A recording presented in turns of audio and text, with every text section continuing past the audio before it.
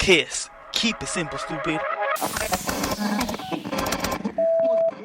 promise you, this is not a political podcast. Jump from the deep end of the pool, set up the mood. Paranoid radio, set up the mood. Paranoid radio, set up the mood. Paranoid radio, set up the mood. Set up the mood. Set up the mood. Set up the mood. Set up the mood. Set up the mood. Set up the mood. Set up the mood. Oh yeah, it's gonna be one of those, man. Ladies and gentlemen, testicles 1, 2, testicles. Welcome back to Paranoid Radio Podcast, ladies and gentlemen, boys and girls. I am Trebles Garcia, the humble host of this amazing adventure, and I want to thank the Lord for allowing me to be here today, and I want to thank every single one of you for allowing me to enter your space. Guys, I have an amazing episode lined up. It's not like every other show is not amazing. I'm just saying every single one from here on out is even more amazing. I have an amazing episode with an amazing special guest, but right before we jump on that, I want to remind you that the most important thing that you could do for the show is word of mouth. Check us out at paranoidradio.com and spread the word. Guys, I just put up something on Instagram, a post, a reel, and this is not because I'm crying out for help. It's because I'm trying to provide a service, because I am going through something. I want you guys to understand that you're not alone. You could belong also, and it only takes 10 seconds of life to put your burden on somebody else. Check out paranoidradio.com, and it has a direct link, a 24/7 hour lifeline where you could talk and chat or speak with anybody 24/7, bro. And talk about your emotion instability, about the chemical imbalance, or whatever it is that's tormenting you. We are survivors. Remember that. We are not victims anymore. We have to survive. We have to push through, and you have to acquire the courage. Do not off yourself. We don't need no more brothers and sisters. We don't need no more mothers. We don't need no more weeping husbands and wives. We need people that are living and thriving, please. And if you can't speak with anybody else, you could also text me directly on Instagram. My phone number is directly associated with that account. Do not off yourself. And guys, if you are paranormally activated and there is issues outside of your home with your animals, and you have been dealing with cryptids or cryptid activity outside of your house, check out Cryptid Warfare Operations. These guys are amazing. I don't get paid to say this, guys. These guys are a tactical unit that will handle and guide you on how to deal with these infestation. Make sure you also check out Ali Christine. Ali Christine will give you the tools so you could make your kids healthy again and live parasitic free. Ali Christine is an amazing human being, an amazing soul, and she has the right mind and the right soul, and she will guide you on the way to do that too. Make sure you check her out and drop a 5-star review on Apple Podcasts and on Spotify. That allows other people to enjoy the show as much as I enjoy making it. Check out Flavors of the Forest and Cook with Zest. How do you say this? I would like to say season your meat before you eat. All right, ladies and gentlemen, let's jump in from the deep end of the pool and set the freaking mood. Please welcome my next special guest. He is an author, Adam Butler. How you doing, bro? I'm doing great. I love your energy, and I love how fast you talk. Thank you, bro. Yeah, I have a problem with that. The only reason I'm loose right now is because I just had another episode. I broke in my tongue and stuff. So I'm from New England, and when I was traveling the country, it's amazing how much slower a majority of the country speaks, other than on the coast. So, yeah, no, I feel like we can get a lot out. But no, and as far as timing, you just starting off about your 24/7 helpline.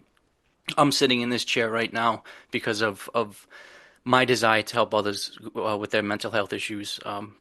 Just get right into it. I'm here. I had a really bad issue with suicidal tendencies, and I almost offed myself. So I'm going to match you on that and say that I always add my email address at the end. And I've personally, now a couple years into it, I've spoke with dozens and dozens of people, and I can say it helps. So I'm available if anybody needs another perspective as well. And if anybody needs any reason to stay on this planet one more day, I guarantee you I'll give you one.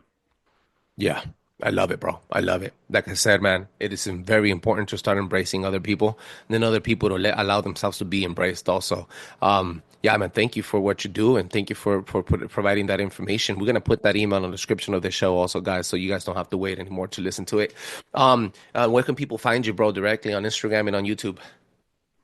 Instagram, it's Books by Adam Butler, and I just started a YouTube where I'm kind of putting all my stuff together, and that's Butler's DMT-fueled guide.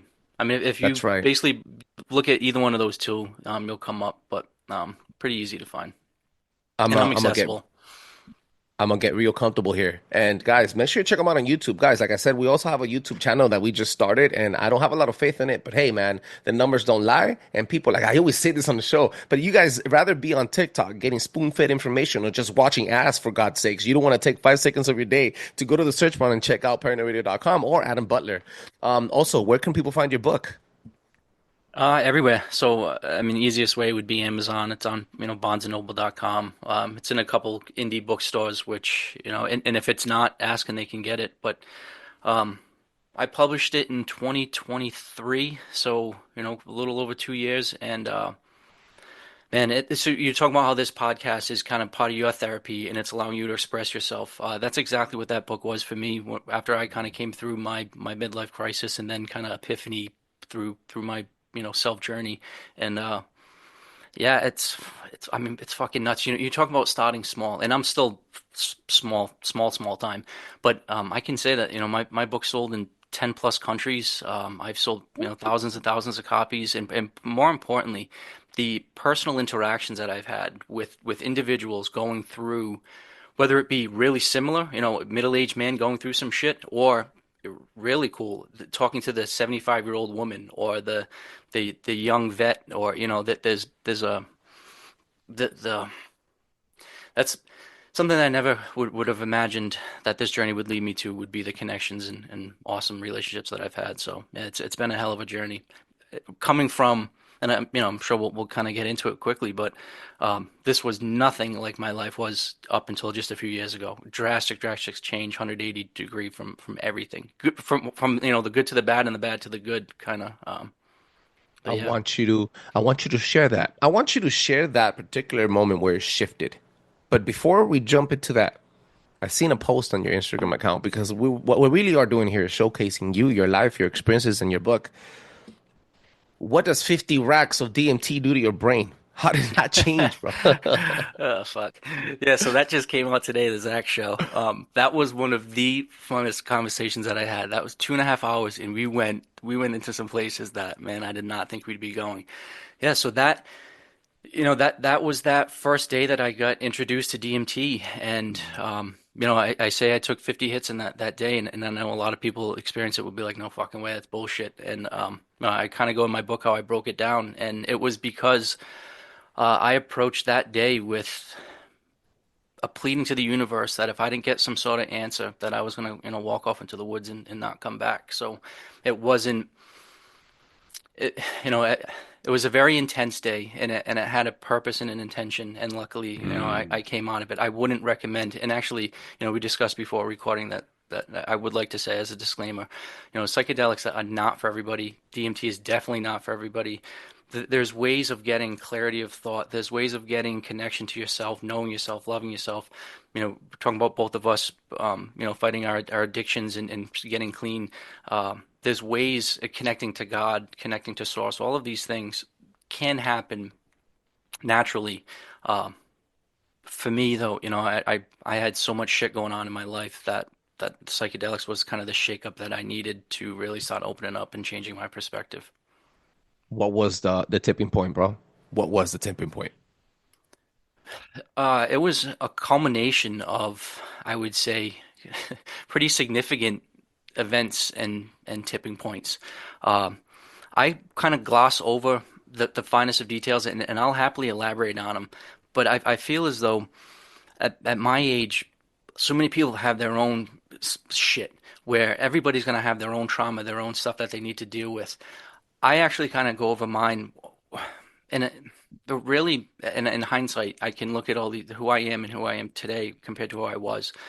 But I was a drunk, narcissistic, belligerent asshole who really was a fucking dick. I mean, up until 4.5 years ago, like I said, when I gave up alcohol, um, I had everything on paper. So I was the rich, wealthy kid from New England that had the businesses, had the cars, had all the money, and it was, So the tipping point was sitting there in a three-story Victorian near the water, making 4 or 5 grand a week, thinking that I had everything good. But once again, everything was crumbling around me. And I got a knock on the door, and it was a constable giving me a restraining order, telling me that my 8-year relationship was over, that I needed to get out of the house immediately, and that yeah, that was kind of one of those, like, I even asked the guy, I'm like, did you fucking read this thing? And he's like, no, I just serve him. I'm like, well, she just accused me of some really horrible shit and says I need to leave now. He's like, yeah, when I leave, you need to leave.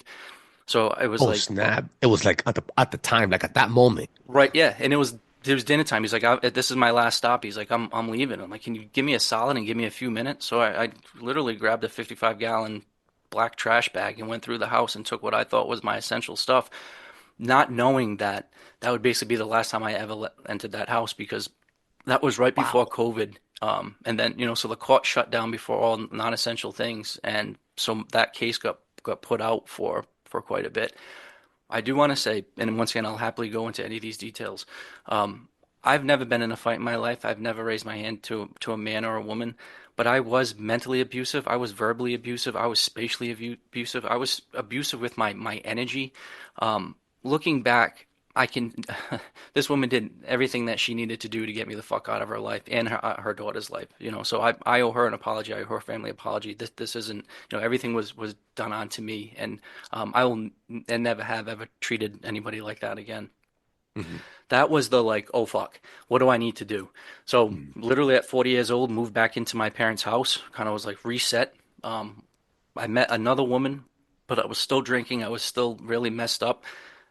So that I got into another long-term relationship, basically a year and a half. That ended horribly again. And then I quit my high-paying job and I moved out to the Cape and got an even better job. Um, and I thought everything was good. I was kind of leaving women behind. I had stopped drinking, but there was a partner of the company that I worked with that screwed me over $900, and I called him on it. And I had no whatever fuse for any of that shit. I was so raw, and I snapped and I threatened to kill him, and I Oh fucking I man. meant it, and that was and he was a younger guy that lived literally 2 blocks from me, and the altercation happened in an office, a couple miles from there, and I that was on a Sunday night, and I realized that now, so 2 years after the original breakup, the second breakup, the quitting of a job that was paying me 180 grand a year for multiple years. Like I said, then I found another job that was even better. Um, Now I'm sitting there basically asked out, being like, now what the fuck do I do? And I took basically said that happened on a Sunday night. Excuse me. Hmm. And Yeah. I said, so I had now what am I going to do? And I actually lived with the owner of the company, so I knew that I didn't have my job. I knew my house now really my living situation was going to be screwed. But at that point, Uh-oh. I still had Hmm. plenty of money. So I Hmm. took basically I said I'm going to wake up and drive to California to hug a redwood tree. And like I said, I lived in the Cape, and that's exactly what I did. And I took over a year, and I just lived on the road. That first day, I took off, drove 26 miles, ended up in Kansas City, and then from there, I really just went to like 40 different states, slept out on beaches, went to national parks, um, kind of doing my spiritual journey. And then, and interweaved with this is the psychedelics, the shrooms and the DMT. But that Hmm. was kind of all of this happened where it was you're looking at yourself in the mirror and you've had every advantage, every opportunity. There's absolutely no reason why you shouldn't have everything in the world, and you've had everything in the world 10 times over. But now you're sitting here crying mess, looking in the mirror, being like, what the fuck is going on? And, Holy uh, snap. it, Yeah. it really took a hard, deep look at myself. And unfortunately, I had many loved ones, including all of those women that were trying to hold up that mirror to myself, and I just pushed everybody away, including, I was going to a therapist. Like I knew something was off, but until I was actually able to do that deep inner shadow work, until I was able to actually sit with myself in solitude and figure out the shit, um, that was the clarity that I needed. And like I said, that day where I took those 50 hits of DMT, really, that was that was the day that switched over everything. And not that all my problems were solved and it was some magic pill. I mean, absolutely not. If anything, it shined a spotlight on all my bullshit and this huge hole that I needed to crawl out of. But the biggest Uh. thing that happened was I stopped looking for external solutions to my internal problems. I stopped blaming everybody else for all the shit that was going on. I took ownership of what I needed to take ownership of. And the epiphany moment of that transcendent day that I had with my sitting with DMT basically all culminated into a simple understanding of, all we have is this current second, this true moment now, where I was so wrapped up in my chaotic past and how could this happen? Now what the fuck am I going to do with my future? And I was running myself crazy, and it allowed me to finally sit quietly in this time of now, and uh, I've been in that space now for 3 years or so, and I'm the most content, happiest that I've ever been. I have goosebumps every day. I'm connected to God, to Source, to amazing people. My life has completely changed beautifully in every possible way. Except I'd say now I'm just trying to fit into society again, find my tribe, figure out what I do as far as my career, my next move, what the fuck I do. But it's not going to be the rat race. It's not going to be make money. It's not going to be drown myself with alcohol or bang my head against the wall. It's going to be express myself, share love, and Wow. live fucking enjoy this human experience. But Be yeah, the so there's a universe. lot of there was a lot of moving parts, but yeah, the some of the if I could just the before I got into DMT, I explored shrooms for about 3 or 4 months, and I felt as though that was a comfortable introductory to psychedelics. I had heard a lot of therapy that was going on with veterans and PTSD and things like that, and I was getting really good therapeutic value from the shrooms, and I was really able to do some inner work and get really good benefit from it. But I didn't have that epiphany moment, and myself, and it seems to be a common story. DMT kind of finds you. It reaches out somehow, some way, and I started hearing about it. I started doing my research, and a friend of mine told me that he had access to it, and that he knew kind of what a shitty spot I was in, and offered it to me. And I spent several months doing the research, trying to understand the molecule, give it the respect and reverence. And when I approached it that first day, and it wasn't 50 hits all in one like back to back to back to back. It was about 7, 8 sessions, and each session was 3 to 4 to 5. Some of them were 6, 7 hits, spaced out about over an hour and a half. And yeah, it ended with a complete kind of restructuring of my perspective. The rewiring. Yeah, and I that's that. How do you describe it? And people kind of say whether it be a DNA download, an upgrade, a software input, something. But it was an instantaneous knowing and changing of my perspective. And like I said, it shifted everything. Didn't fix everything. Just took the veil off, or removed the veil. How I It like to gave you say the it. clarity you needed, the focus. There's movies about this. People talk about this situation all the time. And the elites, and I say the elites, the people that know what duality really is and have the knowledge, they normally already have been exposed to that knowledge, and they utilize it only for themselves. And then they twist it and then turn it and then they feed it off to you back. And then this is a conspiracy podcast. Believe me, I know we live paranoid on this side. And I'm going to tell you this right now. All of this information has been introduced to humanity, but it also has been introduced in a dark way, in a way so that you could continue going to that rat race and continue consuming that content, continue drinking that drink, that beer with 1,000 different faces, 1,000 different flavors, 1,000 different ways to rewire your brain. It's an extreme event. And life is an extreme event. It's a very emotional one also. I'm happy that you are here today to tell your tale. I am excited, and I thank the Lord that you found your way.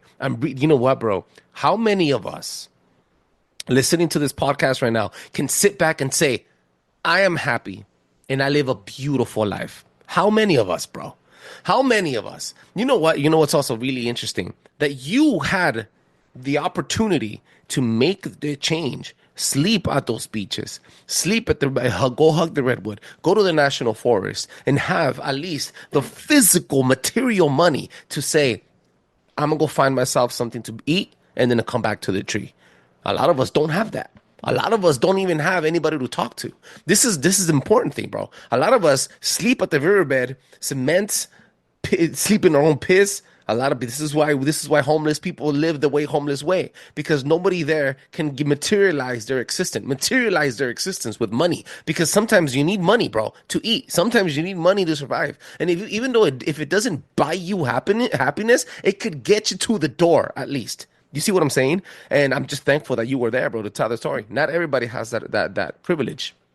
It's And very you just gave important. me goosebumps, because it's like I'm done kind of beating myself up, and I've done, I've kind of made my amends. But what you just said resonates so hard, because until I actually walked the streets with the homeless people, walked, hand in hand, I was that arrogant, cocky white kid from New England with the college education, with the fancy car, with the money in my pocket, that would judge and look down and think that I was somehow better than. And man, what a fucking ugly way to go through life. And I understand how, and that's part of why I tell my story with some humility, because if I had every advantage possible, and I had amazing parents, awesome great grandparents. I was gifted almost $100,000 to start businesses when I was a teenager.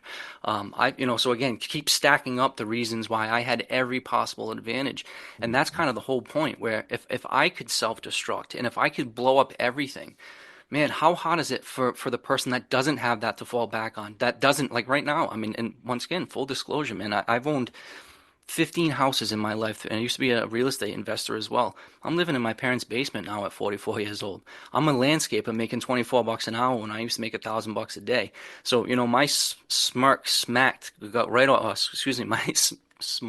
got smacked right off my face because I'm living in it now, and man, a couple of things. Like, I know how grateful and appreciative I am, and you're not, and that's the point, is that you're not alone. Like, there's people that are out there like myself that now is going to dedicate the rest of my life to helping people, because I've had so much help throughout my entire life.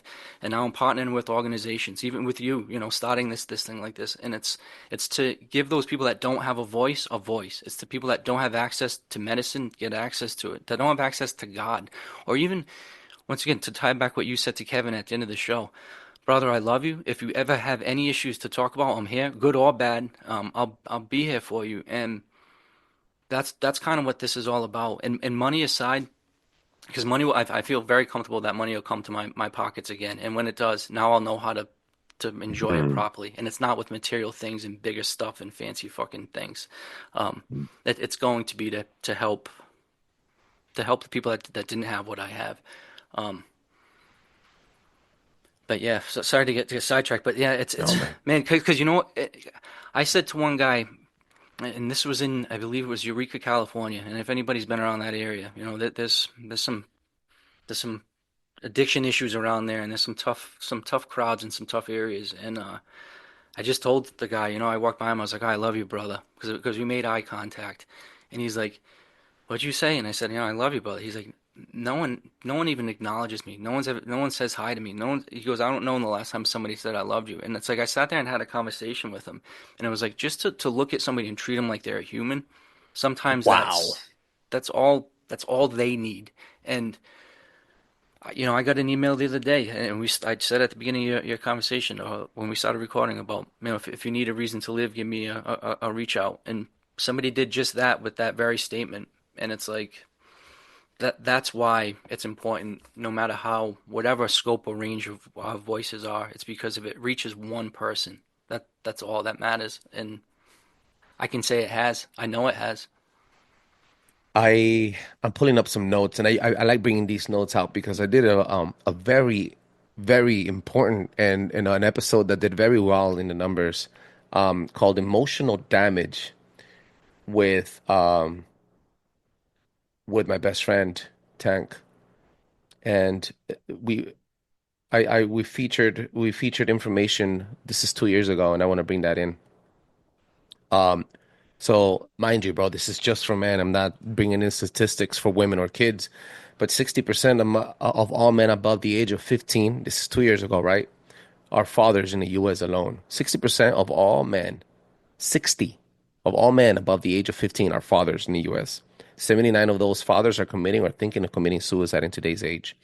50% of men that commit suicide don't have a diagnosis or traces of mental health illness. This means that you assume a man killing himself is because of mental illness. Wrong. This means that a man is unaliving himself is because death is literally the only way out, allegedly, right?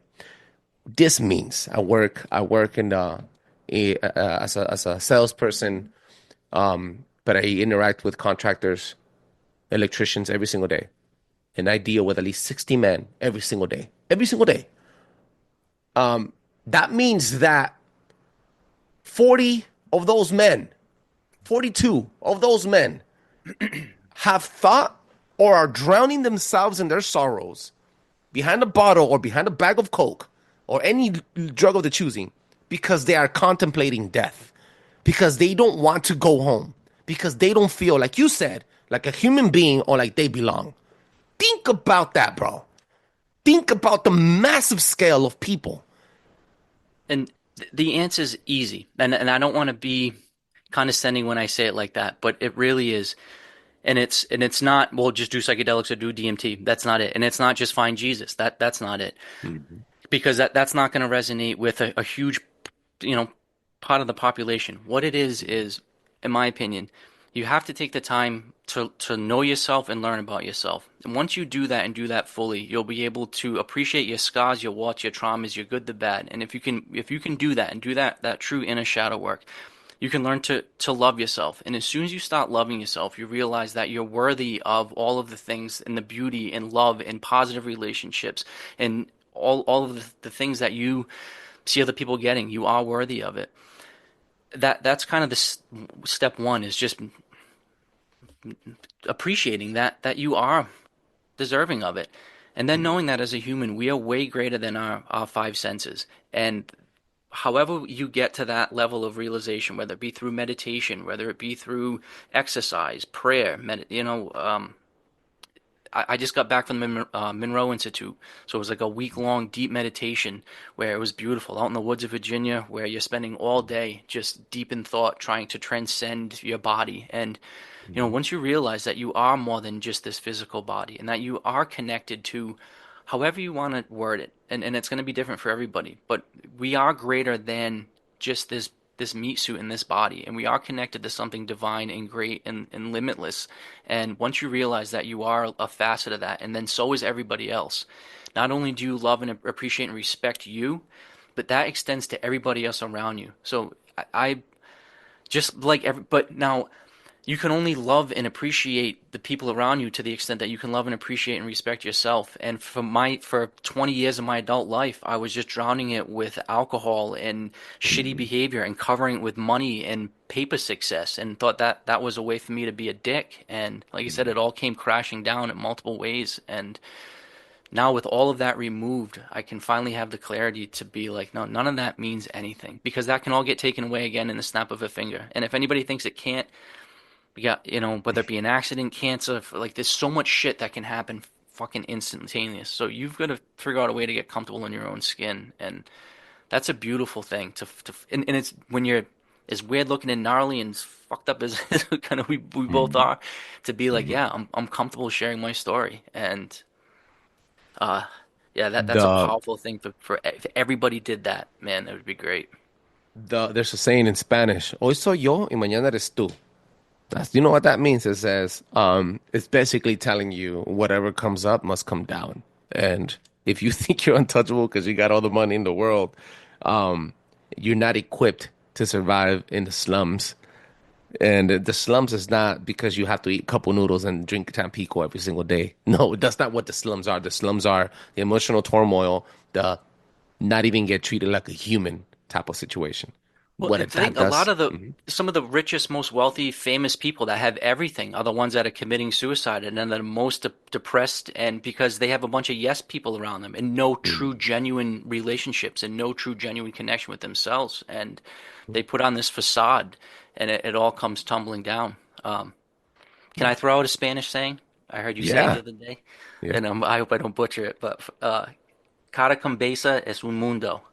Right? You Cada said that cabeza the es un other, mundo. I you said said that that the the other other day. day. Yeah. And it's right. Every mind is its own universe, and that's that's that same realization of knowing yourself, loving yourself, and knowing that, all right, cool, you're in this, your own situation, whether you call it a matrix, a simulation, or however you kind of want to put the world's shit into perspective. Realize that you're in power, and you're in this unique position to control kind of your life, and it doesn't have to be depressing and dark and nasty. It can be like before we're recording, your face lit up when you're talking about your daughters and you're talking about your sobriety and you're talking about this podcast and helping people and instantly. And I'd say like this is our first conversation, man, that's your mission right now. That's your passion. And I can see that's going to be a driving force in your life, is that you're going to be the shoulder for people to lean on. And how, like, what that means more than anything, more than money, more than status, more than views, more than whatever. And I hope I can kind of be in that same group with you, because I've had all that other shit. I've made the money. I've had the houses. And that does not give you the same type of satisfaction than knowing that you help somebody live. Wow. Yeah, and man. it can be that dramatic, where it's like, just to live another day, man. Maybe it's just a hug, maybe it's just a Yeah. compliment. Mhm. And especially, for men, it's kind of tougher. You got to put on this macho facade where it's no, that's not it, because, like you said, it's very close to home. I mean, you just look around you in your inner circle, and who you're interacting with day to day, and I guarantee you there's going to be people that are looking for somebody to reach out to them and to share a car ride with, a whatever, whatever, a cold beer, a joint, whatever, something, some sort of connection, a prayer. Like, I've got a buddy that goes to church every Sunday and he loves it, and it's like, that's That's his thing. find what makes you resonate and hum. But it's not run from your problems. It's not shove it under the rug, and it's definitely not.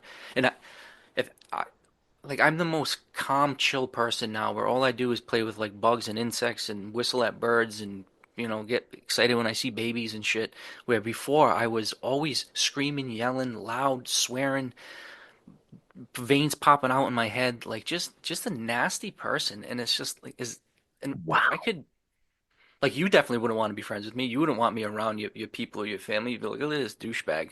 And to think like that was me, just because I was covered with so much plaque. And that's an analogy I use often too, is that society just bogs down you with so much bullshit and plaque, and some of it's self-imposed, and some of it's self-limitations, but a lot of it is just the pressures of society. And once that plaque is removed, it's like a twofold benefit, where not only your inner light can really shine through, but then you can receive the light and energy and love and information from other beings and entities and sources as well. But Mm. if you're just worrying about bills and social media smut and likes and, I don't know, all that crap, or getting to the next bottle or the next drink or Mhm. whatever, it's just not. Yeah, It's not going absolutely to right. end in a positive way. But Accepting to maybe yourself. end in a positive way, Yeah. here we are now, though. I'm alive, you're alive, we're smiling, we look good, we're happy, we're healthy, we're helping people. We're talking about your podcast and my book, and I think, and there's a lot of people doing it, and there's a lot of, I think the more data points we put out there to say there's a better way, it's just going to keep taking off. So I appreciate the opportunity to be on your platform and share it. I'm honored, bro. I'm honored, and it was an amazing privilege talking to you today. Things happen for a reason, bro. It's a message. Now, Yeah. if you got the message, ladies and gentlemen, I want you guys to please take 5 seconds of your life, stop watching ads on TikTok, because I know what you're doing, guys. Check out my boy Adam Butler, bro. Where can they find you, bro? So once again, Instagram's the social media that I'm on most. That's Books by Adam Butler, and just started that YouTube channel, and that's Butler's DMT-fueled guide. And the email address, booksbyadambutler@gmail.com. So again, I'm available if anybody wants to have a conversation. I also offer, a free PDF copy of my book to anybody that wants it. This isn't about making a couple bucks on the book. It's really about helping and sharing that message. And uh, this one went kind of deep into the mental health and self-help, which it's priority, and I'm glad. And the way it started with what you're doing is absolutely phenomenal. Uh, Maybe we can do another one where we can talk about DMT entities and angels and demons and gods and transcending all that crazy shit. Because there's a lot that ties into one. There's a correlation between alien abductions and DMT entities and demons and angels and these are the Jungian archetypes and things like that, and even how you get access to them, whether it be through psychedelics, through trauma, through some sort of event. There's a lot that I think your audience could get into that's DMT related that would be interesting, but none of it is possible without a clear mental healthy person. So And this was a beautiful introduction of what we really are about, because every single person that's listening to the show is not just hungry for knowledge, it's also hungry for the truth. It's hunger. You guys are listening to the show right now. You know what? You know why? You guys want to get pointed to the right direction. That's where it's at, bro. That's where it's at. Everybody, make sure you check out Adam Butler. Check out his book. Check him out on Instagram. And ladies and gentlemen, please drop a 5-star review on Apple Podcasts. That allows other people to enjoy the show as much as I enjoy making it. Peace. Oh, that was amazing, dog.